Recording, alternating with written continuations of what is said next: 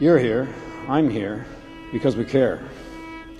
Not just for today, but we care passionately for the future. We know that we only have the possibility of avoiding a looming climate catastrophe if people like us refuse to give up. The future of humanity is at stake. While you work to meet the challenge of climate change, I beg of you, don't forget nature. The destruction of nature accounts for more global emissions than all the cars and trucks in the world. We can put solar panels on every house, we can turn every car into an electric vehicle, but as long as Sumatra burns, we will have failed.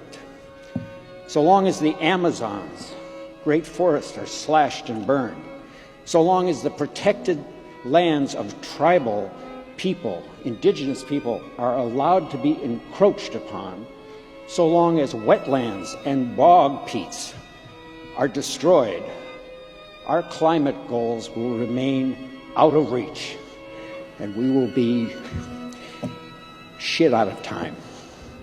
If we don't stop the destruction of our natural world, nothing else will matter. Why?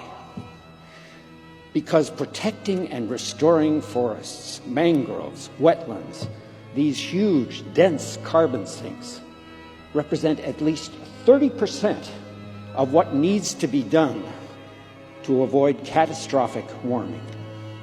It is, at this time, the only feasible solution for absorbing carbon on a global scale. Simply put, if we don't protect nature, we can't protect ourselves. This is what we need to do.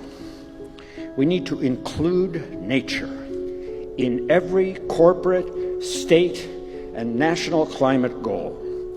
Put in place the plans, the timetables to meet those goals. Invest in mangroves and tropical forests in the same way invest in renewable energy. Work to end the destruction of these ecosystems. Commit to the effort in the next decade to secure them for the future. Pursue research in reforestation like we pursue research in carbon capture and storage. Set a goal to cut costs and increase scale dramatically. Empower indigenous communities to use their knowledge, their history, their imaginations, our science to save their heritage and their lands. Respect and ensure their rights. Stop, for God's sake, the denigration of science. Stop giving power to people who don't believe in science, or worse than that, pretend they don't believe in science for their own self-interest. They know who they are. We know who they are. We are all, rich or poor, powerful or powerless. We will all suffer the effects of climate change and ecosystem destruction, and we are facing what is quickly becoming the greatest moral crisis of our time, that those least responsible will bear the greatest costs. So never forget who you're fighting for. It's the fisherman in Colombia, the fisherman in Somalia who wonders where their next catch is coming from and wonders why the government can't protect them from factory fishing from across the world. It's the mother in the Philippines who's worried that the next big storm is going to rip her infant out of her arms. People in California who are fleeing from unprecedented fires. People on the East Coast are facing the worst storms in recorded history.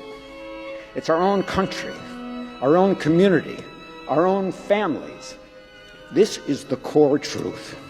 If we are to survive on this planet, the only home any of us will ever know, for our climate, for our security, for our future, we need nature.